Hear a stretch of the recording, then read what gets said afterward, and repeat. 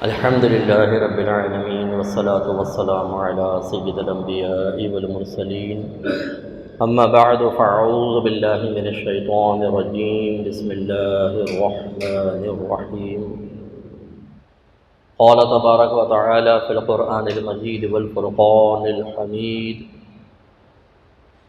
يا أيها الذين آمنوا كتب عليكم الصيام كما كتب على الذين من قبلكم لعلكم تتقون۔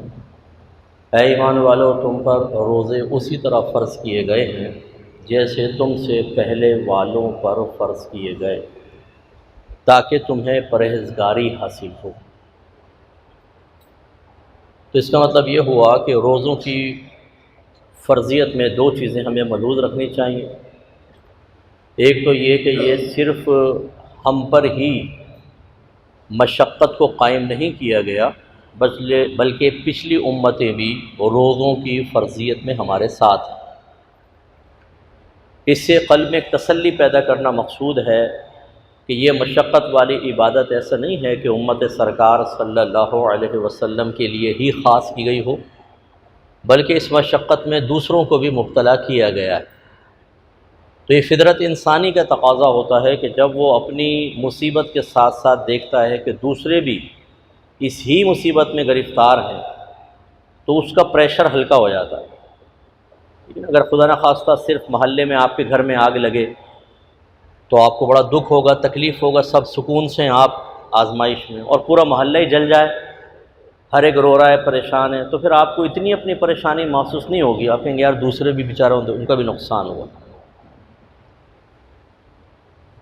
تو اللہ تعالیٰ نے اکثر ہم دیکھتے ہیں کہ معاملہ برعکس رکھا ہے۔ پچھلی امتوں کو شدید آزمائشوں میں مبتلا کیا، اس امت کو آسانیاں عطا کیں۔ جیسے پہلے دور میں قربانی خود نہیں کھا سکتے تھے، جانور قربان کر کے آپ رکھ دیں گے کسی جگہ، آسمانی آگ اس کو جلا دے گی، وہ قبولیت کی علامت ہوتی تھی، ہم کھا سکتے ہیں۔ پہلے دور میں کفار پہ حملہ کرتے تھے، جو ان کا مال ہاتھ میں آتا تھا جس کو مال غنیمت کہتے ہیں، وہ بھی اسی طریقے سے آسمانی آگ اس کو جلاتی تھی، وہ آپ استعمال نہیں کر سکتے تھے، ہمیں استعمال کرنے کی اجازت دی۔ پہلے اگر کوئی اپنے عبادت خانے کے علاوہ کہیں دور ہے اور عبادت کا وقت آ گیا تو وہ کہیں اور عبادت نہیں کر سکتا، چاہے کئی میل دور چلنا پڑے، عبادت خانے میں جاؤ، وہاں جا کر عبادت کرو۔ اور ہماری امت پر آسانی یہ ہے کہ نبی کریم صلی اللہ علیہ وسلم نے فرمایا کہ اللہ نے پوری روئے زمین کو میری امت کے لیے سجدہ گاہ بنا دیا، جب نماز کا وقت آئے تو جہاں چاہے نماز پڑھو۔ ایسے ہی پچھلی امتوں میں صرف پانی سے طہارت حاصل ہو سکتی تھی، اللہ تعالیٰ نے اس امت کو تیمم کی نعمت بھی دی، مٹی سے آپ پاکی حاصل کر سکتے ہیں۔ حالانکہ مٹی اور پاکی بظاہر ان دونوں میں منافات ہے، کہ مٹی تو آلودہ کرتی ہے، نہ کہ صاف ستھرا کرے، لیکن اللہ تبارک و تعالیٰ نے اس امت کی آسانی کے لیے مٹی کو بھی پاک کرنے والا بنا دیا۔ پہلے دور میں اگر کوئی گناہ کرتا تھا تو اگر رات میں گناہ کرتا تو اس کے دروازے پر من جانب اللہ وہ گناہ لکھ دیا جاتا تھا، اور ہر گناہ کا ایک کفارہ ہوتا تھا۔ جیسے گو سالہ کی پوجا کی ان لوگوں نے، بچڑے کو معبود بنایا، تو سزا یہ ہوئی کہ اپنوں کو قتل کرو، تو رشتہ داروں نے رشتہ داروں کو مارا۔ ایسی ہفتے کے دن انہیں شکار کرنا منع تھا، مچھلی کے شکار نہیں کر سکتے تھے، انہوں نے کر لیا، بنی اسرائیل نے، ایک گروہ نے۔ تو حکم ہوا کہ ان کے رشتہ دار اپنے رشتہ داروں کو ڈھونڈیں اور دیکھیں جس نے شکار کیا خود اپنے ہاتھوں سے اس کو ہلاک کریں۔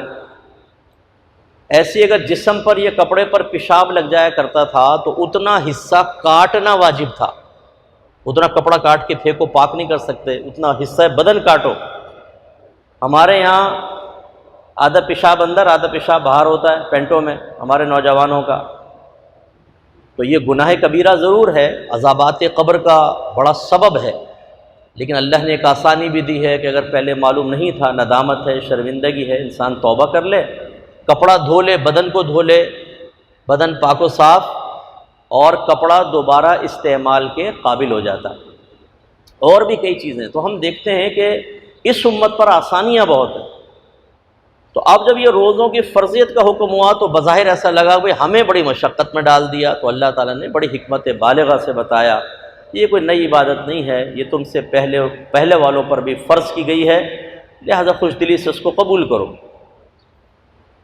پھر جو دوسرا حصہ ہے اس میں اشارہ فرمایا کہ روزے رکھنے کا اللہ کو کوئی فائدہ نہیں، اللہ تعالیٰ مخلوق کی طرف سے پہنچنے والے فائدوں یا نقصانات سے بالکل پاک و صاف، ہم نہ اسے کوئی نقصان پہنچا سکتے ہیں نہ اسے کوئی فائدہ پہنچا سکتے ہیں۔ یہ عقیدہ میں پہلے بھی آپ کو سمجھا چکا ہوں کہ جب ہم یہ کہتے ہیں یہ کام مت کرو اللہ ناراض ہو جائے گا، آپ یہ کام کریں اللہ خوش ہوتا ہے، اس کا مطلب یہ نہیں ہوتا کہ وقتی طور پہ آپ کوئی کام کرتے ہیں تو جیسے ہم اپنے بچے کو دیکھیں کوئی اچھا کام کرتے ہوئے خوشی پیدا ہوتی ہے، کوئی برا کام کرتے ہوئے تو غم پیدا ہوتا ہے، ایسے اثرات سے اللہ تعالیٰ پاک و صاف ہے۔ بلکہ اس کا مطلب یہ ہوتا ہے جب مثلا ہم کہہ رہے ہیں کہ یار دیکھو یہ گناہ مت کرو اللہ ناراض ہوگا، اس کا مطلب یہ گناہ مت کرو ورنہ اس گناہ پر جو اللہ نے ازل سے فیصلہ فرمایا کہ وہ سزا جاری کرے گا، وہ ناراض ہوگا اور تمہیں جہنم میں ڈالے گا، اس کے عذاب سے ڈرو، اس کی ناراضگی سے ڈرو، اس کی گرفت سے ڈرو۔ اور اسی طرح جب ہم کہتے ہیں نماز پڑھو اللہ خوش ہوگا، تو اس کا مطلب یہ نہیں کہ آپ نماز پڑھیں گے تو اس کو کوئی مسرت یا خوشی ہماری مثل حاصل ہوگی، بلکہ مراد کیا ہے کہ اس نیک عمل پر اللہ نے جو بدلہ دینے کا، انعام دینے کا ارادہ فرمایا وہ تمہیں انعام دے گا، پریکٹیکلی طور پر دے گا، دنیا میں راحت، سکون، صحت، بیماریوں کا دور ہونا، آخرت میں اچھی موت، عذابات قبر سے دوری، میدان محشر میں اللہ کی رضا، انعامات، عرش کا سایہ، سیدھے ہاتھ میں اعمال نامہ، حوض کوثر سے چھلکتے ہوئے جام، اور جنت میں عزت کے ساتھ اور VIP پروٹوکول کے ساتھ داخلہ۔ تو یہ عقیدے کو سمجھنا چاہیے کہ ہم بعض اوقات اللہ تعالیٰ کو ایک انسانی سطح پر اتر کر اپنی مثل جو انسانوں کے لیے ہم سوچ رہے ہوتے ہیں وہ اللہ کے لیے سوچ رہے ہوتے ہیں، حالانکہ لیسا کمثلہ شیء، اللہ کی مثل کوئی شے نہیں ہے۔ جو آپ کے میرے جذبات، احساسات، فیلنگز جو ہمارے قلب پر وارد ہونے والی دعوتیں اور ان کے اثرات، حیرت، غم، صدمہ، ڈپریشن، خوشی، مسرت، اللہ تعالیٰ ان سب سے پاک و صاف ہے۔ تو اب یہ اشارہ فرمایا کہ روزے رکھنے کا فائدہ اللہ کو نہیں ہے بلکہ تمہیں ہی ہے، وہ کیا؟ تاکہ تمہیں پرہیزگاری ملے، تم پرہیزگار ہو جاؤ۔ پرہیزگار اسے کہتے ہیں جو ہر صغیرہ کبیرہ ظاہری باطنی گناہ سے اپنے آپ کو دور کر لے، اور جو دور کرتا ہے تو اس کے قلب میں ایک وصف ضرور ہوگا، ایک خوبی ہوگی جس نے اس کو اس طرح کے طرز عمل کو اختیار کرنے میں مدد دی ہے، اور اس قلبی مسرت اور خوشی کو کہتے ہیں یا اس وصف کو کہتے ہیں، خوبی کو کہتے ہیں تقویٰ۔ جو تقویٰ ہوگا وہی متقی ہوتا۔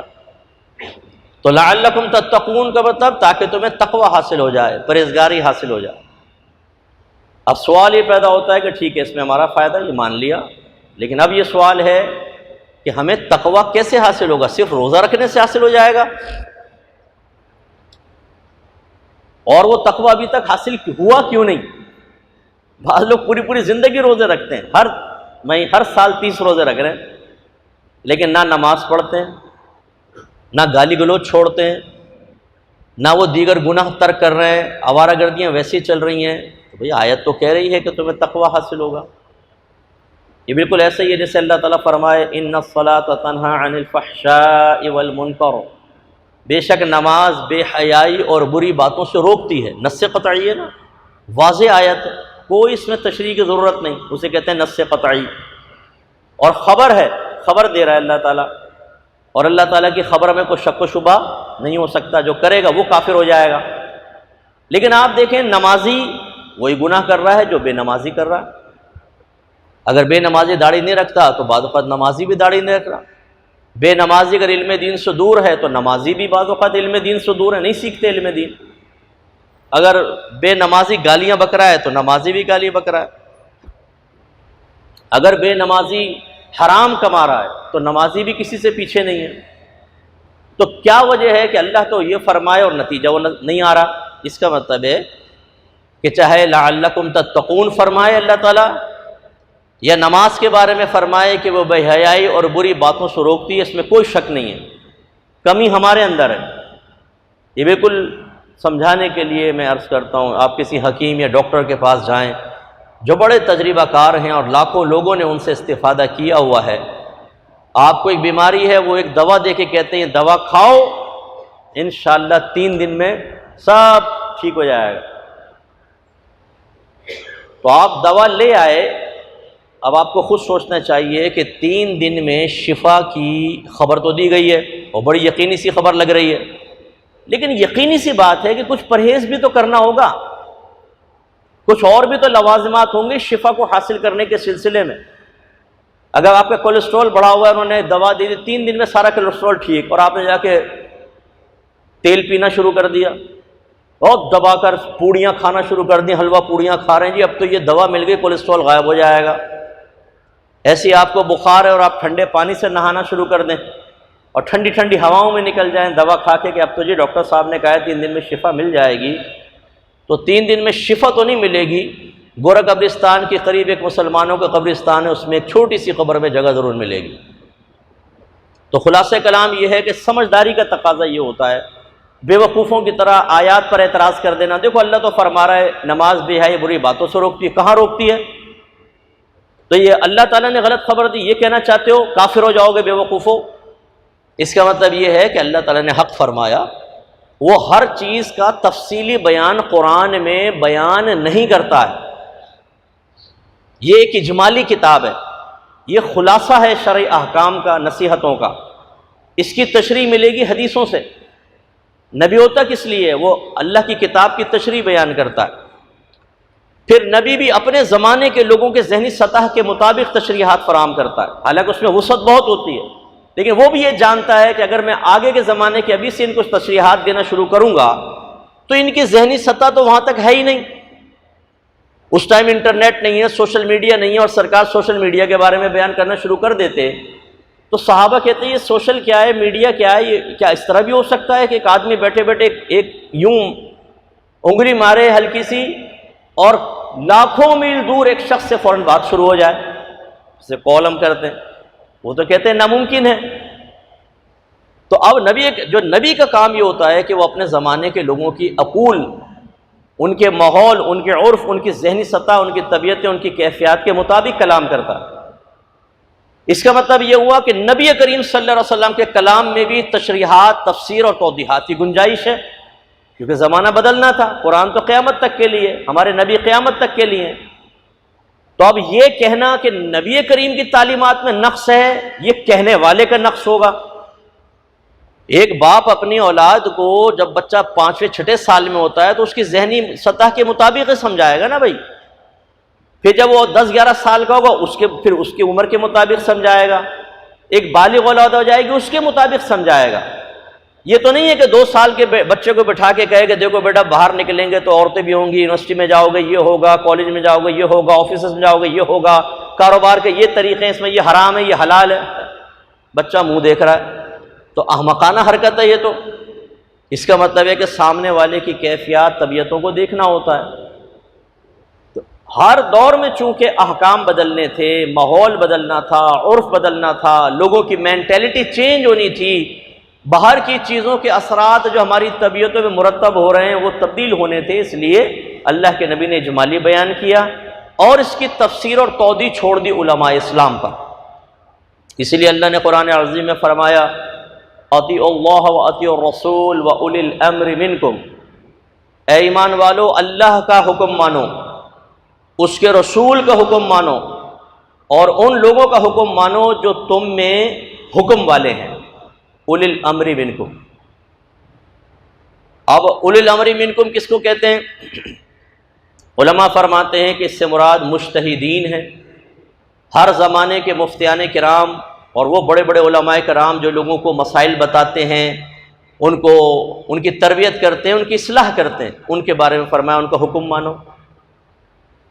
اگر صرف اطیعوا اللہ واطیعوا الرسول فرماتا نا اللہ تعالیٰ تو کہنے والے کو گنجائش مل جاتی، ہم تو اللہ رسول کی مانیں گے تمہاری نہیں مانیں گے مولوی حضرات، لیکن یہاں اولی الامر منکم فرمایا اور دوسرے مقام پہ فرمایا کہ فاسألوا اہل الذکر ان کنتم لا تعلمون، اگر تم نہیں جانتے تو اہل ذکر سے معلوم کرو، اور اہل ذکر سے مراد ہیں اہل علم۔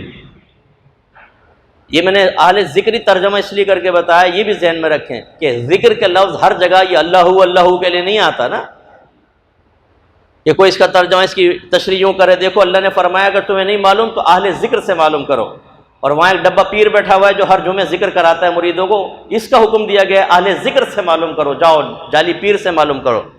یہ ڈبہ پیر کیا بتائے گا، کیا اصلاح کرے گا؟ جاہل قسم کے لوگ گدیوں پر آ کر بیٹھ گئے ہیں باپ کی خلافت لے کر اور لوگوں کو گمراہ کر رہے ہیں، اور ہم جیسے عام، ہم سے مراد آپ جیسے لوگ، سادہ جو عوام ہوتی ہے، وہ اسی عقیدت اور محبت میں جی ہمارا پیر خانہ ہے صاحبزادہ صاحب بیٹھ گئے ہیں۔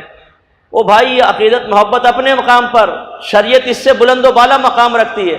اگر صاحبزادہ صاحب میں وہ صلاحیت ہی نہیں ہے کہ وہ ارشاد کر سکیں، ہدایت دے سکیں، رہنمائی کر سکیں، تو یہ بیعت کے قابل نہیں ہے، آپ کو دوسرے آستانے پہ جانا واجب ہے۔ ہم وفاداریاں نبھا رہے ہیں، عقیدت کے تقاضے نبھا رہے ہیں، اور وہ بھی غیر شرعی عقیدت۔ شرعی عقیدت شریعت کے تابع ہوتی ہے۔ اب وہ جاہل الٹ سیدھی باتیں کر رہا ہے، اپنے مریدوں کو کسی کے خلاف استعمال کر رہا ہے، اس کو مار دو، اس کو لڑ دو، اس نے میرے خلاف بول دیا اس کی ٹانگیں توڑ دو،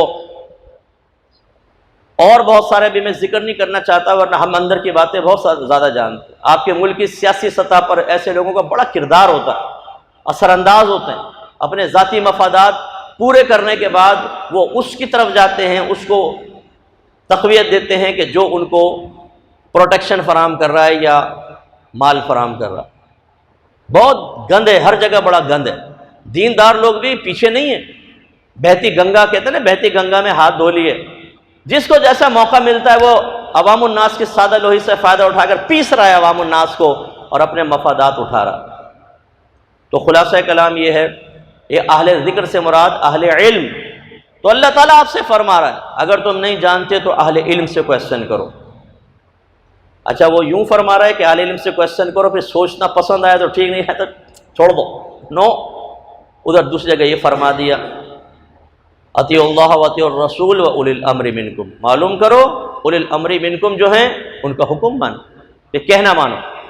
اس سے کلیئر ہو گیا کہ ہمارا دین جو ہے وہ قیامت تک چلے گا، اس میں ہدایت قرآن سے حاصل ہوگی، حدیث سے حاصل ہوگی، اور پھر قیامت تک جتنے صحیح العقیدہ مسلمان علماء، مجتہدین، مفتیان کرام تشریف لاتے رہیں گے، ہدایت ان سے حاصل ہوتی رہے گی۔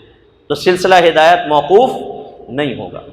یہ آپ کے مذہب کا خاصہ ہے، ورنہ میں چیلنج کرتا ہوں کوئی بھی مذہب اٹھا لیں، کوئی بھی مذہب دنیا کا، ان کے بڑے چلے گئے، ان کے نیچے والوں نے آگے تبلیغ کا فریضہ سر انجام نہیں دیا، ختم ہو گیا، سب کچھ ختم ہے۔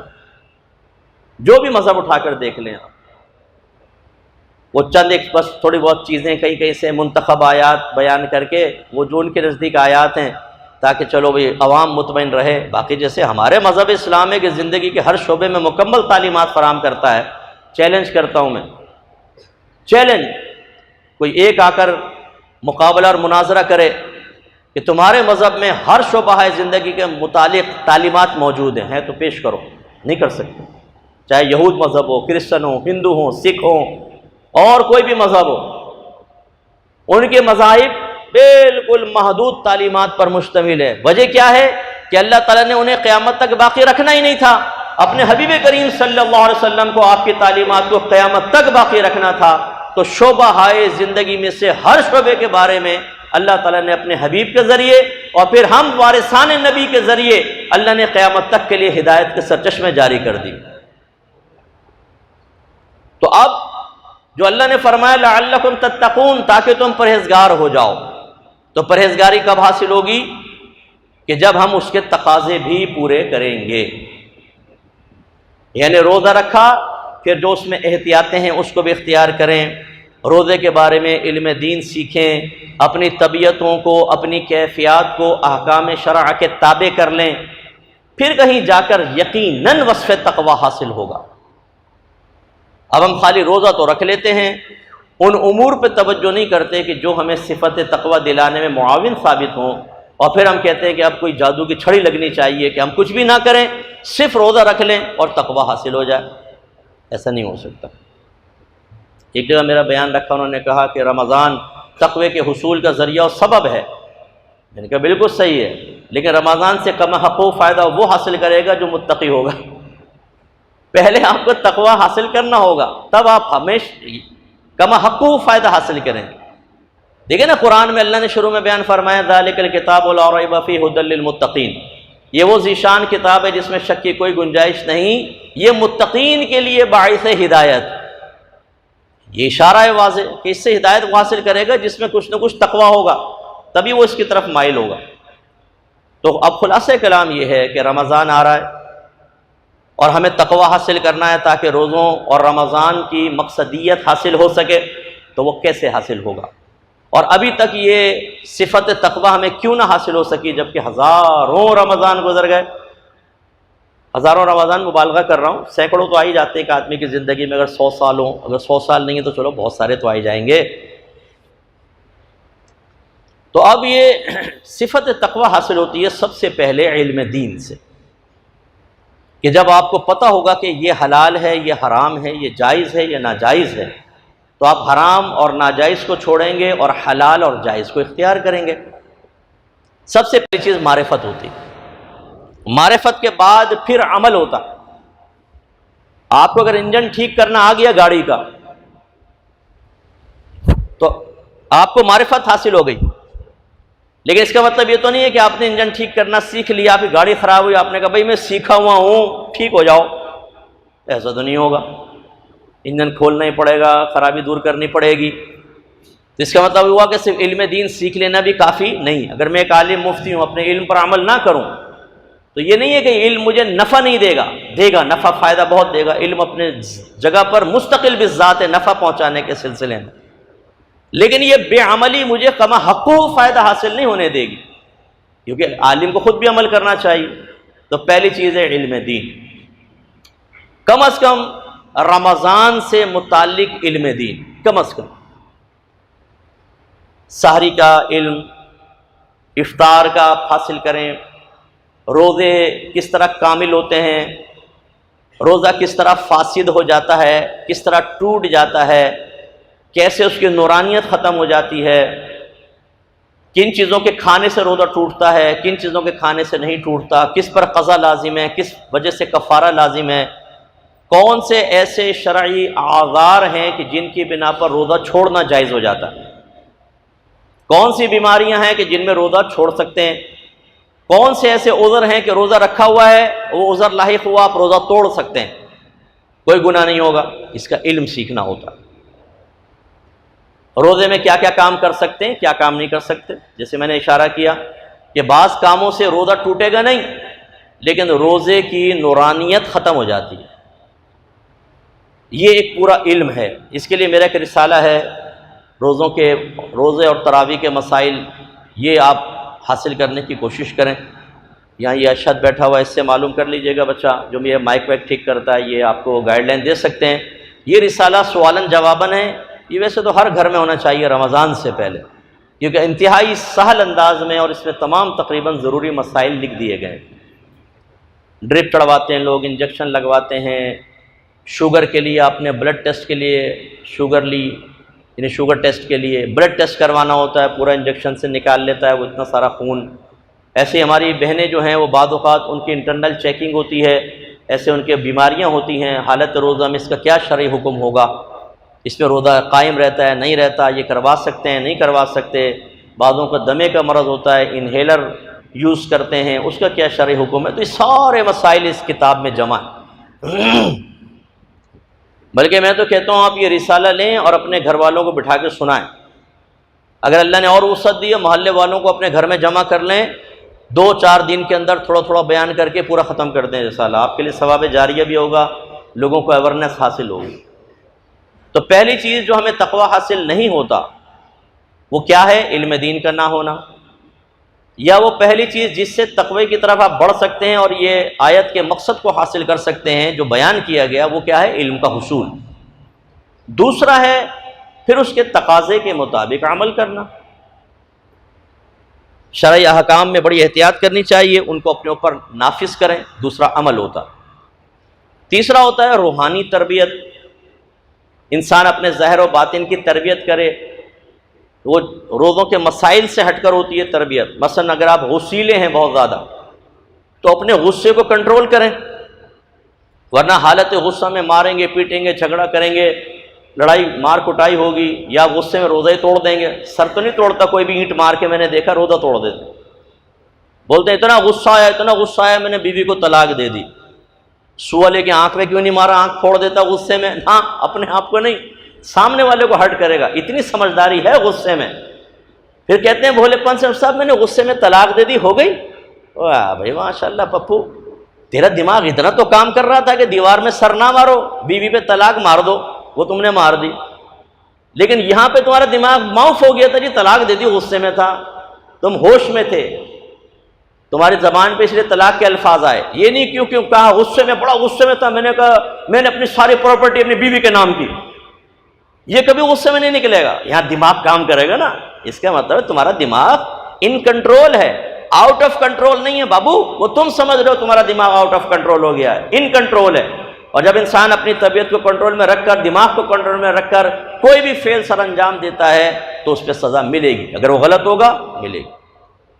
کوئی اگر آپ کے بھائی کو قتل کر دے اور کہے مجھے اتنا غصہ آیا تھا میں آؤٹ آف کنٹرول ہو گیا تو قتل کر دیا, تو آپ یہ کہیں گے اچھا چلو کوئی بات نہیں بھائی, غصے میں ہو جاتا ہے, اتنا غصہ تھا چلو جاؤ. غصے والے کو سزا ملے گی, اس پہ کیس چلے گا, یا تو پھانسی چڑھے گا یا عمر قید کی سزا ہوگی, یا چلو 20 30 40 سال کی سزا, جیسے جج حالات کو دیکھ کے فیصلہ کرے گا. یہ تو نہیں کہ غصے کو نظر انداز کر کے تمہارے فعل کو چھوڑ دیا جائے, ایسا کیسے ہوگا. تو ایک تو غصے پہ کنٹرول کرنا انتہائی ضروری ہے حالت روزہ میں, ورنہ یہ تو روزہ ٹوٹے گا یا روزے کی نورانیت ختم ہو جائے گی. دوسرا ہے زبان کو کنٹرول کرنا. گالی گلوچ, فحش باتیں, غیبتیں, چغلیاں, جھوٹ, یہ چیزیں ہمارے روزوں کو بالکل بے نور کر دیتی ہیں. اس سے روزہ ٹوٹتا نہیں ہے. گالی بکنے سے, کوئی گندا منظر دیکھ لیا, فحش کلامی کر لی, غیبت چغلی کر لی, روزہ ٹوٹے گا نہیں. لیکن روزے کی نورانیت ختم ہو جائے گی بالکل ایسے جیسے آپ سمجھے کہ دروازہ کھڑا ہوا ہے, آپ کو پتہ نہیں, اندر دیمک پورا کھا گئی. دروازہ بڑا خوبصورت ابھی تک کھڑا ہوا ہے, تو اس دروازے میں طاقت کیا ہے؟ کچھ بھی نہیں. ایک لات مارو گے پورا دروازہ اندر, مکہ مارو گے سوراخ بن جائے گا اس میں, کیونکہ دیمک اندر سے کھا چکی ہے. ایسے ہمارے روزے بالکل ختم ہو جاتے. تو یہ زبان کا کنٹرول انتہائی ضروری. تیسرا ہوتا ہے اپنی شہوت کو کنٹرول کرنا, نفسانی خواہش کو کنٹرول کرنا, جو گندگی کی طرف لے کر جاتی ہے ہمیں, سیکس کی طرف, جس کو سیکس کہہ دیتے ہیں ایک عام زبان میں. اس میں کیسے گندی فحش باتیں دوستوں سے کرنا, گندے منظر دیکھنا, گندی ویڈیوز, گندی آڈیوز سننا, اسی طرح گندا لٹریچر پڑھنا, غلط قسم کی پکچرز دیکھنا. جن نوجوانوں کو مستقل بنیادوں پہ عادت حاصل ہوتی ہے وہ رمضان میں بھی بچ نہیں پاتے. ایک دن رکیں گے, 2 دن رکیں گے وہ ماحول کے اعتبار سے, لیکن وہ طبیعت میں ان گندگیوں کا غلبہ اتنا زیادہ ہوتا ہے کہ بالکل ایسا سمجھ لیں جیسے ایک بہت بڑا پائپ اور سیلاب کا پانی آ رہا ہو, اور آپ نے بڑی مشکل سے اس پہ کچھ لگا لگو کے لاک کر دیا اس کو, اور آپ کھڑے ہوئے روک دیا. تھوڑی دیر بعد ہی کیا ہوگا, پریشر آئے گا. اگر آپ سامنے کھڑے ہیں تو آپ بھی دارے فانی سے کوچ کر جائیں گے پانی کے ریلے کے ساتھ. تو یہ ہوتا ہے, ہم شروع میں چونکہ وہ ماحول بنتا ہے ایک دم, کمپیوٹر بند ہے, کوئی بدنگاہی نہیں, کوئی آوارگر دوستوں کے پاس نہیں جا رہے, تو ایک فتح کا سا احساس ہوتا ہے, یار میں تو نیک ہو گیا. نفس و شیطان کہتے ہیں ٹھہر جا بیٹا, صبر کر لے, ابھی ہوگا کیا تیرے ساتھ, یہ دیکھ ذرا. بس 2-3 دن گزرتے ہیں, یار آج تو کمپیوٹر کھول ہی لو, اب تو ہم سیٹ ہو گئے. کمپیوٹر کھل گیا, اندر سے آواز آتی ہے ادھر کلک تو کر ذرا. نہیں, ہاں, نہیں, ہاں, نہیں, ہاں, اچھا چلو, ہاں. وہ نہیں کامیاب ہوتی, ہاں کامیاب ہو جاتا. پھر اپنے آپ کو سمجھاتے نہیں میں زیادہ آگے نہیں بڑھوں گا, آؤٹ آف کنٹرول نہیں ہوں, تھوڑا سا بس. جب یہاں پر انیشیل اسٹیج پر تمہارا نفس قابو میں نہیں آ رہا, آگے وہ تمہارے سامنے پپو بن کے بیٹھ جائے گا کہ حضور اگلا حکم بتاؤ. اس نے تو آپ کو زیر کر دیا, کھلوا تو دیا, اب اس کے بعد پھر اگلا اسٹیپ, پھر اس کے بعد گندے خیالات, اور پھر غسل واجب کرنے کی سزا معاملہ, پھر فون. مفتی صاحب اگر کوئی نوجوان ایسا کر دے تو کیا حکم شرع ہوگا؟ یہ نہیں بتاتا میں ہی وہ نوجوان ہوں عظیم جس نے شریعت کے احکام کے ٹکڑے کر دیے, اور اپنے نفس کی غلامی میں یہ تک نہ دیکھا کہ میں نے روزہ رکھا ہوا ہے, میں نے تباہ کر دیا اپنے روزے کو. یہ یاد رکھیں کہ کوئی اگر خود پر غسل واجب کرے, اس سے روزہ ٹوٹتا ہے, اس پہ کفارہ نہیں ہوتا, قضا ہے. ہو سکتا ہے آپ کو کوئی اتنا ہی مسئلہ بتایا ایک روزہ بعد میں رکھ لینا. میں اس سے ایک اور اسٹیپ آگے آپ کو بتا دوں. یہ اس شخص کے لیے ہوتا ہے جس سے کبھی بہت ہی اچانک ہوا یا فرسٹ ٹائم ہو گیا. اس کو شریعت نے ایک رعایت دی ہے کہ اس میں چونکہ جنایت یعنی جرم کامل نہیں ہوتا، ناقص رہتا ہے، تو سزا بھی ناقص رکھی ہے. جرم کامل کب ہوگا؟ جب جیسے کوئی اپنی زوجہ کے ساتھ جسمانی تعلق قائم کر لے، زنا کر لے، یا کسی اور جسمانی تعلق قائم کر لے، یا معاذ اللہ کسی اجنبی عورت کے ساتھ زنا کر لے. تو یہ زنا میں چونکہ کامل لذت ملتی ہے تو سزا بھی کامل ہے کہ 1 روزہ قضا کا اور 60 روزے کفارے کے. لیکن ہاتھ سے غسل واجب کرنے میں چونکہ جنایت، جرم، شہوت ناقص رہتی ہے، لذت ناقص رہتی ہے، ویسی کامل تو نہیں ہوتی، تو قضا ہے، کفارہ نہیں. لیکن انہی علماء نے بیان فرمایا کہ اگر کوئی اس رعایت سے فائدہ اٹھا کر سوچے آپ یار ایک قضا ہی رکھنی ہے نا، دوبارہ کر لیتے ہیں. فرسٹ ٹائم بس مہلت ملے گی، سیکنڈ ٹائم کرے گا وہی سزا ہوگی جو اپنی زوجہ سے جسمانی تعلق قائم کرنے کی ہے. زجرن یہی سزا ہے کہ پھر 60 روزے کفارے کے اور 1 روزہ قضا کا رکھے گا. 61 روزے رکھنے ہوں گے اور 60 روزے لگاتار. اگر 59 روزے رکھے 59 اور پھر بیمار ہو گیا، ایک چھٹ گیا، گیپ آ گیا درمیان، دوبارہ نئے سرے سے رکھو. تو یہ اس کو سزا اس لیے ملے گی کہ اس نے شریعت کی جان بوجھ کر نافرمانی کی، شرع حکم کو ناقص سمجھا، حقیر سمجھا، کمتر سمجھا اور یہ حرکت کی. اس کا مطلب یہ ہوا کہ رمضان کے آغاز سے پہلے اس اپنی نفسانی خواہش کو کنٹرول کرنا یہ بھی انتہائی ضروری ہوا، ورنہ خرابیاں پیدا ہوں گی. اگلی چیز ہے رزق حلال. رزق حرام ہماری عبادات کی نورانیت کو، بلکہ ٹوٹل نورانیت کو ختم کر دیتا ہے. آپ میں کسی چیز کا نور نہیں رہے گا. آپ حج کر لیں، عمرہ کر لیں، زکاتیں دیں، غریبوں کی مدد کریں، بچیوں کی شادی کروائیں، روزے رکھیں، تہجدیں پڑھیں، لیکن رزق حرام کھا رہے ہیں، بالکل نورانیت پیدا نہیں ہوگی. 0/0/0 بالکل ختم. سیاہی ہوگی اور آخرت میں تباہی ہوگی.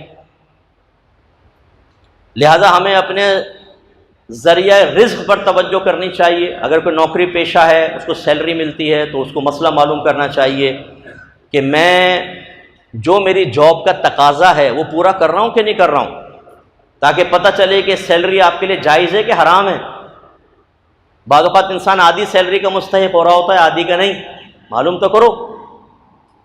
ایسے ہی آپ نے انویسٹمنٹ کی ہوئی ہے تو معلوم کریں کہ جن ٹرمز اینڈ کنڈیشن، جن شرائط اور قیودات کے ساتھ آپ نے یہ انویسٹمنٹ کی ہے، اس سے جو نفع لے رہے ہیں وہ آپ کے لیے طیب حلال ہے کہ نہیں ہے.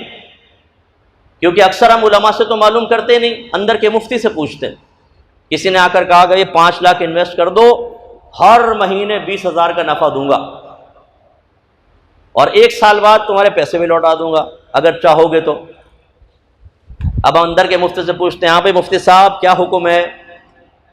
اندر کا وقت کا امام اعظم کہتا ہے فوراً کر لے، کوئی نقصان نہیں ہے. ارے بھائی آپ کے مفتی سے جواب نہیں دے سکتا، اس کو تو علم ہی نہیں ہے. آپ جو ایکسٹرنل مفتیان کرام ہیں ان سے معلوم کریں، ان سے جا کے پتہ کریں جی میں انویسٹمنٹ کرنا چاہتا ہوں، ٹھیک ہے. یا آپ نے پہلے کر لی ہے تو معلوم کریں کہ جو نفع میں کھا رہا ہوں بڑے مزے سے، یہ ایسا تو نہیں پیٹ میں جہنم کی آگ اتار رہا ہوں. مجھے بتائیے تو کتنی آگ والے ہمیں ملے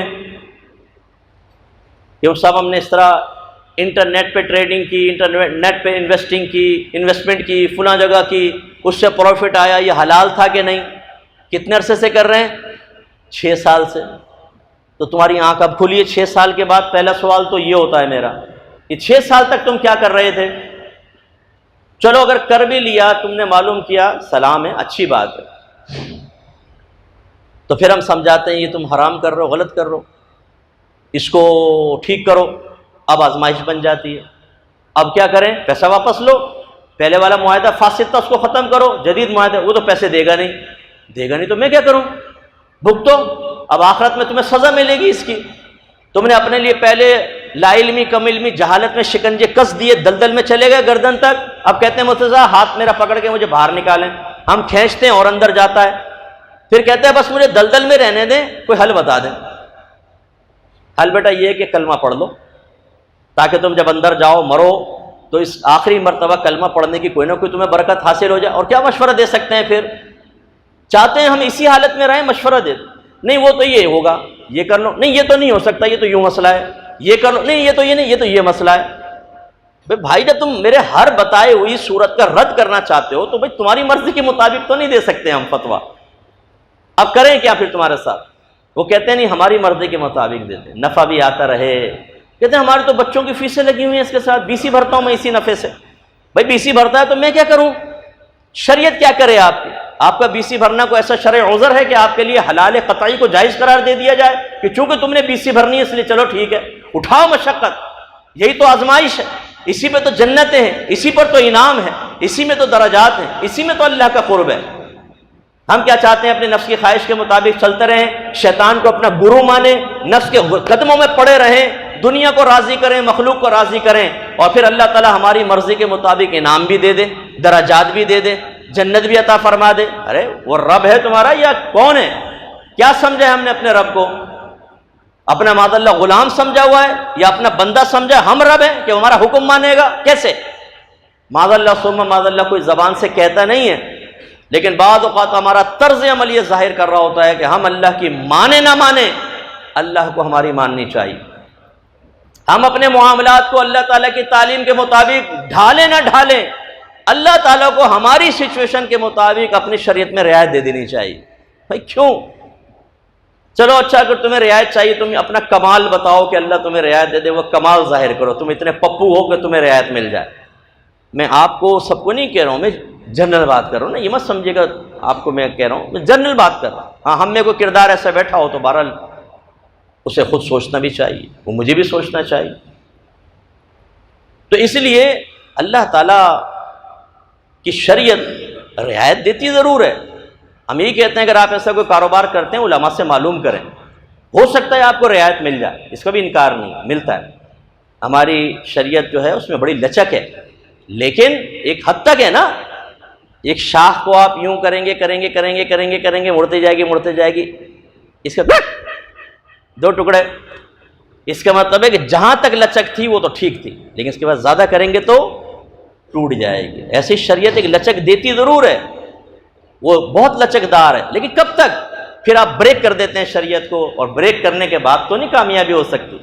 شریعت کو توڑ کر تو یہ اجازت نہیں مل سکتی کہ آپ کام کریں۔ تو بعض تو ایسا کاروبار کر رہے ہیں یا جابس کر رہے ہیں، وہ دیکھیں بعض کے ارادے ہوں گے نا۔ وہ ہمارے محلے میں ایک لڑکا آخری دنوں کے اندر 10 دنوں کے اندر روڈ کے کنارے پہ ٹھیلا لگائے گا، اس میں مہندی رکھے گا، کون مہندی، چوڑیاں رکھے گا، فلاں فلاں فلاں۔ وہ مجھے کہہ رہا ہے تم بھی انویسٹمنٹ کر دو، اچھا نفع ہو جاتا ہے، حیدرآباد سے چوڑیاں لائیں گے بیچیں گے فلاں فلاں۔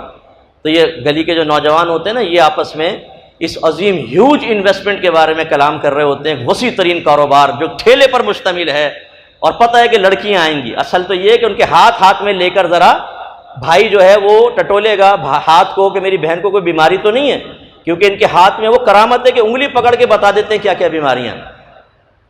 یہ اس لیے ٹھیلے لگاتے ہیں یہ بہت سارے نوجوان، روزگار بھی پیش نظر ہوتا ہے، لیکن اصل یہ شرارت، یہ خبیث پن ہوتا ہے۔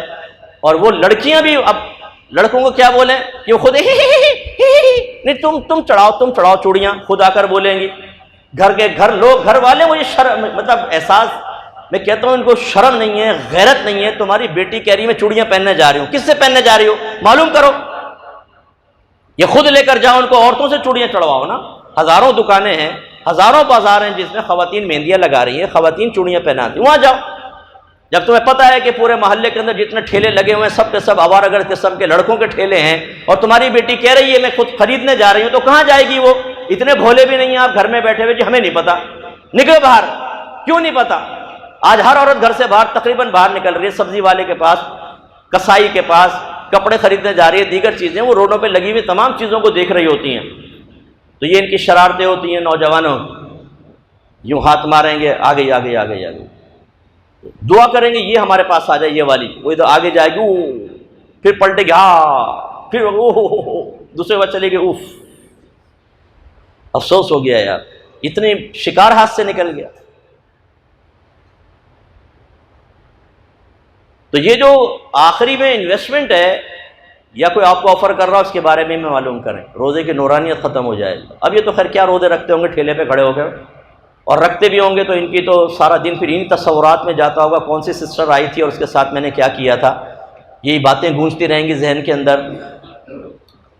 ہماری صورتحال یہ مسلمانوں کی کہ جیسے رمضان آتا ہے تو پہلی چھریاں تیز کر لیتے ہیں، جیسے قصائی بقرعید سے پہلے چھریاں تیز کر لیتے ہیں نا، اناڑی بھی چھریاں تیز کر لے گا کہ سیزن لگا لیں گے، چلو کوئی بات نہیں، یہ لوگ بھی چھریاں تیز کر لیتے ہیں۔ جیسے ہی رمضان آتا ہے گورنمنٹ کے ریٹ لسٹ یہاں لگی ہوتی ہے، اس کو منہ یوں کر دیتے ہیں نا الٹا، اپنی ریٹ لسٹ ہوتی ہے، مہنگائی، لوٹ مار، لوٹو غریبوں کو۔ پہلے جو بیچارے مہنگائی میں پسے ہوئے ہیں، جو سامان پورے سال نہیں بکتا، قسمیں کھا کھا کر جھوٹ بول کر اس کو اچھا کہہ کر بیچ رہے ہو، دیکھیں جا کے جوتے والوں سے معلوم کریں، چوڑیوں والوں سے معلوم کریں، کپڑے والوں سے معلوم کریں، ان کا اسٹاک بھرا پڑا ہوتا ہے اسٹور روم کے اندر، جو ریجیکٹڈ مال ہوتا ہے، ان دنوں کے اندر یہ مال باہر نکلتا ہے۔ اور ہمارے گھر کی خواتین بھی اللہ ان پر رحمت نازل فرمائے، رمضان کی پہلی تاریخ میں بھی شاپنگ کر سکتی ہیں، لیکن نہیں، شوہر کی جیب پہ ڈاکہ مارنا ہے 27ویں کے بعد، تاکہ اچھی طرح پسے ہمارا شوہر۔ 3000 کا مال 30,000 میں خرید کے لے کر آئیں گے، وہ پھر لٹ کر آ جاتی ہیں، انہیں پھر وہ رش اتنا ہوتا ہے، بہن لینے لو نہیں تو ہٹو، بہن لینے لو ہٹو، وہ جلدی اچھا بھائی چلو چلو چلو یہ لے لو، ہر قسم کا گندا غلیظ مال پورا بیچ دیتے جھوٹ بول کر۔ یہ رمضان میں کیا نورانیت حاصل ہوگی؟ پھر کہتے ہیں جی صفت تقوی حاصل نہیں ہوئی پپو خان کو۔ او بھائی پپو خان تجھے کیسے حاصل ہوگی؟ تو نے تقوی کا خون کرنے کا کوئی ذریعہ چھوڑا ہی نہیں، جانور کو ذبح کر دیا، کھال اتار دی، ہڈیاں الگ کر دی، گوشت کے ٹکڑے ٹکڑے کر دیے، پھر کہتا ہے یہ گائے بول کیوں نہیں رہی، یہ مجھ سے ہم کلامی کا شرف کیوں نہیں حاصل کر رہی، کہاں گئی میری کرامتیں؟ یہ ہمارا حال ہے کہ ٹکڑے ٹکڑے کر دو نورانیت کو، پھر کہو کہ یہ تقویٰ تو حاصل نہیں ہو رہا۔ تو اب خلاصہ کلام یہ ہے، انشاءاللہ نیکسٹ فرائیڈے زندگی رہی تو میں اس پہ حدیثیں آپ کو سنا دوں گا، حدیثوں سے اخذ کیا ہوا سب مواد ہے، ٹائم کم ہے۔ اب ہمیں کرنا کیا چاہیے؟ نمبر 1 علم، میں نے آپ کو بتایا میرے رسالہ لے لیں، اس میں تقریباً تمام جو مسائل ہیں وہ بہت ہی احسن اور آسان انداز میں لکھ دیے گئے ہیں، خود بھی پڑھیں، گھر والوں کو پڑھائیں، بہت فائدہ ہوگا۔ سیکنڈ، اپنے غصے کو کنٹرول کریں، ابھی سے ہی کرنا شروع کر دیں۔ غصہ کنٹرول کیسے ہوگا؟ کہ کچھ اپنے ذہن میں رکھیں۔ ایک شخص نے عرض کیا رسول اللہ میں اللہ کے غضب سے بچنا چاہتا ہوں، کیسے بچوں؟ فرمایا تو غصے میں نہ آئے، کیونکہ غصے میں انسان وہ کام کر بیٹھتا ہے جس سے اللہ کے غضب کا شکار ہو جاتا ہے۔ کسی پر ظلم کر دینا، سختی کر دینا، ناجائز کر دینا، غصے میں آؤٹ آف کنٹرول ہوتا ہے، انسان ہو جاتا ہے، تو یہ حرام اور گناہ کبیرہ ہو جاتا ہے بعض اوقات۔ غصہ کنٹرول کریں، ایک تو ذہن میں رکھیں کہ اللہ کے غضب کے شکار ہوں گے، دوسرا غصہ سرکار نے فرمایا جو باوجود قدرت کے غصہ پی جائے، اللہ تعالیٰ بروز قیامت اسے بلائے گا اور فرمائے گا تو جنت میں جا اور جو حور تجھے پسند آئے لے لے۔ اختر بھائی یہ آپ کے لیے خاص اٹریکشن والی ایک حدیث ہے جو میں نے ذکر کی ہے، 2 اس میں بشارتیں۔ نمبر 1، غصہ پینے والا انشاءاللہ جنت میں جائے گا، تبھی تو وہ حور کو پسند کرے گا، پہلے جنت میں جائے گا، یہ بشارت۔ دوسرا، جو حور چاہے لے لے۔ اچھا یہ نہیں کہ پڑوسی کی یہ پسند آ گئی حور پکڑ کے لے گئے، یہ نہیں، مراد یہ ہے کہ اتنی حوریں سامنے جو کسی کی ملکیت نہیں ہوں گی، بعض تو ملکیت میں دے دی گئی ہیں، آپ کی بھی جو حوریں ہیں وہ روزانہ آسمان سے جھانکتی ہیں اور آپ کے اوپر رش کرتی ہیں جو اچھے نیک ہوتے ہیں۔ اور اگر بیوی لڑنے لگے، حدیث میں آئے سرکار فرماتے ہیں وہ حوریں کہتی ہیں اس کو نہ لڑ، یہ عنقریب ہمارے پاس آنے والا ہے۔ بعض لوگ کہتے ہیں ہمیں غیب کا علم حاصل ہو جائے، پوشیدہ چیزیں پتہ چل جائیں، لیکن معلوم ہوا یہ بڑی اللہ کی رحمت ہے، اگر بیوی لڑ رہی ہوتی اور حور کی آواز آ جاتی وہ تو وہیں پھٹک سے مر جاتی کہ میرے سرتاج کے لیے کون تڑپ رہا ہے۔ اللہ تعالیٰ نے حوریں پیدا کر دی ہیں، ملکیت میں ہوتی ہیں، یہ وہ ہوں گی جو کسی کی ملکیت میں نہیں ہے۔ اور حور کی خوبصورتی دیکھیں، سرکار فرماتے ہیں کہ اگر وہ ایک ناخن دنیا میں ظاہر کر دے، مشرق و مغرب روشن ہو جائے، اگر وہ اپنا دوپٹہ ظاہر کر دے، سورج کی روشنی ماند پڑ جائے، لوگ فتنے میں پڑ جائیں، وہ ایسی ہیں کہ نہ انہیں کسی نے دیکھا نہ کسی نے چھوا، سرکار نے فرمایا وہ حوریں دی جائیں گی۔ ہم یہاں کی دنیاوی حوریں، ان کے پیچھے خوار ہوئے پڑے ہیں، وہ حور یہ لنگور لگا پڑا ہے رات بیٹھا ہوا کہ وہ حور قابو میں آ جائے، وہ بھی قابو میں نہیں آتی، 8-10 کو بیوقوف بنا رہی ہوتی ہے لنگوروں کو، ہر ایک سے وہ بیلنس لے رہی ہوتی ہے، لنگور دن بیلنس دے رہا ہوتا ہے اور سوچ رہا تھا یہ میرے بچے کی ماں بن جائے۔ ارے بیوقوف آدمی، یہ تمہارے بچے کی ماں بن بھی گئی تو پھر یہ اپنی شرارتیں کوئی چھوڑے گی جو تمہیں اس طرح وہ تڑپا رہی ہے، یہ سب اس کو گر آتے ہیں، خود سوچو اچھے ذہن کی کوئی ہے. جبکہ حور کیا ہے؟ پاکیزہ، اتنی خوبصورت کہ اسے دنیا میں بٹھا دیں اور ایک سے خوبصورت انگریزنیوں کو بٹھا دیں جن کو دیکھ کے ان کی نیلی آنکھیں اور گرین آنکھیں دیکھ کے نوجوان آہیں نکال رہے ہیں. او بھائی بے وقوف، حور کی طرف متوجہ ہو جاؤ، اللہ کو راضی کر لو. یہ تو کچھ بھی نہیں ہے، تو جہنمی عورتیں ہیں. اگر یہ اسلام نہیں لائیں گی تو ہمیشہ ہمیشہ کے لیے جہنم میں جلیں گی. ان جہنمیوں سے محبت کرنے کا کیا فائدہ؟ حور کی طرف توجہ کریں. تو یہ غصہ برداشت کرنے کا یہ بڑا فائدہ. کنٹرول کریں. غصہ آئے، جس پر غصہ آ رہا ہے اس کے سامنے سے ہٹ جائیں. یہ ضروری ہے، بس سامنے سے ہٹ جائیں اور ٹھنڈے پانی سے وضو کر لیں، ایک دم غصہ جائے گا. یا غسل کر لیں، پورا غصہ ختم. اگر کھڑے ہیں تو بیٹھ جائیں، بیٹھ جائیں تو لیٹ جائیں. یہ طریقے بتائے گا، یوں غصہ اپنا کنٹرول میں کریں. جب بھی غصہ آنے لگے رمضان سے پہلے ایسے ہی کنٹرول کریں. انشاءاللہ پریکٹس ہو جائے گی تو رمضان میں بھی آسان ہو جائے گا. اس کے بعد جو ہے بد نگاہی وغیرہ بری چیزیں اپنے کمپیوٹر سے تمام وہ اکاؤنٹس ڈیلیٹ کر دیں جن میں فحاشی وغیرہ ہے.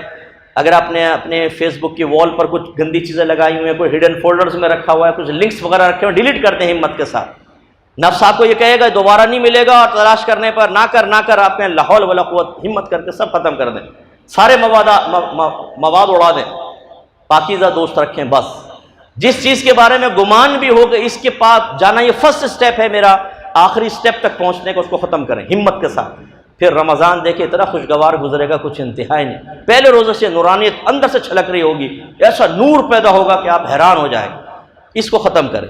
گندے دوستوں کو چھوڑ دیں جن کی گفتگو سے آپ کی شہوت بھڑکتی ہے، آپ کے ذہن میں گندے خیالات آتے ہیں، لڑکیوں کے بارے میں آپ کا میلان. یا ہماری بچیاں سن رہی ہیں تو ایسی لڑکیاں جو لڑکوں کی باتیں کر کے مائل کریں، انہیں دفع کر دیں، اپنے پاس سے دور کر دیں، چاہے ناراض ہو جائے. زندگی میں ایک بار تو یہ مجاہدہ کر لیں کہ یار مخلوق ناراض ہو جائے، خالق ناراض نہ ہو، اللہ اس کا رسول ناراض نہ ہو، میں آج ہمت کر لیتا ہوں. کریں، ان کو چھوڑ دیں. اس کے بعد پھر اپنی نیند کو کنٹرول کریں. رمضان میں کوشش کریں زیادہ سے زیادہ جاگیں. جتنا جاگیں گے اتنا ضعف اور کمزوری محسوس ہوگی. لمبا جو اکثر بے روزگار ہوتے ہیں وہ روزہ رکھا، فجر پڑھی اور سو گئے، ظہر میں اٹھے وہ بھی لاسٹ ٹائم میں ظہر پڑھی، پھر متصلاً عصر پڑھ لی نا آخری ٹائم میں، پھر نکل گئے باہر دوستوں کے پاس. پھر جب وہ سائرن آوازیں آئیں، امی نے آواز دی منّے آ جاؤ افطار ہونے والا ہے. منا بھاگ کے امی کے پاس پہنچ گیا، افطار کر لیا. پھر آخر میں کہتے ہیں آج تو روزے کا پتہ بھی نہیں چلا. بیٹا آپ نے پتہ چلنے نہیں دیا، آپ نے نیند کو اتنا غالب کیا، حالانکہ روزے کا تو مقصد ہی یہ تھا کہ بھوک اور پیاس محسوس ہو، لیکن آپ نے تباہ کر دیا. اسی طرح افطار اور سحر میں کم کھانے کی عادت ڈالیں. ہم اب اسی ایک روٹی کو 2 کر دیتے ہیں، ایک دودھ کے گلاس کو 2 کر دیتے ہیں، یار روزے آنے والے ہیں. اور پھر سحری میں بیٹھے ہوتے ہیں تو دانت بھی کہتے ہیں حضور ہم چبانے کے لیے ہیں، آپ کہتے ہیں نہیں ابھی صرف تم ہاتھی کے دانت ہو، تو صرف دکھانے کے لیے ہیں. منہ میں رکھے اندر اندر اندر. وہ بھائی چبا لو یار. نہیں بھائی ٹائم نکلے گا. 1 گلاس دودھ، 2 گلاس دودھ، 1 ابلا ہوا انڈا، یہاں سے ابلا ہوا انڈا، 2 پراٹھے، 2 کپ چائے، 4 گلاس چڑھائے، اس کے بعد ڈکارے لی. اب فجر کیسے پڑھوں گا؟ امی کہتی بیٹا گھر میں پڑھ دے، چھوڑ جماعت کو. ہاں امی ٹھیک ہے. ادھر ہی یوں ٹیڑھی میڑھی سے سجدے ہوتے مارے بستر پہ. پھر سارا دن ہمارا جو معمول ہے، افطار آئی ہلکی پھلکی کہیں دور دراز بھوک کا کوئی ننھا سا شائبہ، لیکن وہ پورا سامنے پڑوسی ملک کی فوج، یہ جنرل، یہ کرنل، یہ لیفٹیننٹ، یہ سپاہی، یہ رنگروٹ، یہ فلاں، یہ ٹینک، یہ میزائل. کسی کا نام سموسہ ہے، کسی کا نام چاٹ ہے، کسی کا نام پکوڑے ہیں، کسی کا نام پھل فروٹ ہے، جی شربت. اب اس کے بعد جیسی سائرن بجا نہیں، نعرہ تکبیر، نعرہ رسالت، اللہ اکبر، ٹوٹ پڑو دشمن کی فوج پر. سارا صفایا. ایک بھی پلیٹ دیکھا کہاں گئی؟ پڑوسی ملک کی فوج. سب حضرت کے شکم اطہر میں. لیکن یہ سوچا جب دشمن کو اتار لیا اندر کیا کرے گا؟ سوچو ذرا. وہ تو اندر تمہیں کاٹ پیٹ دے گا. پھر ہوتی ہے بدہضمی. پھر وہ کارمی نہ کھا لو جی، فلاں چورن کھا لو، یہ دے دو، حاجمولہ دے دو.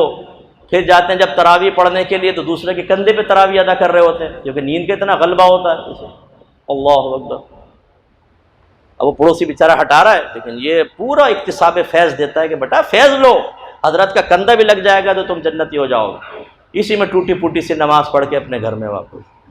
کیسے نورانیت حاصل ہوگی؟ کم کھائیں۔ اگر آپ 2 روٹی کھاتے ہیں 1 روٹی کھائیں۔ اگر آپ کا سخت کام ہے تو پھر الگ بات ہے، پھر اس میں بھی یہ ضرور کریں کہ فرض کر لیں کہ اگر آپ کو پوری روٹی کھانے کی حاجت ہے 4 لقمے چھوڑ دیں صرف اللہ کے لیے، تاکہ نفس مغلوب ہو۔ انشاءاللہ بقیہ نیکسٹ پروگرام نیکسٹ فرائیڈے انشاءاللہ آپ کو ذکر کریں گے۔ وآخر دعوانا ان الحمدللہ۔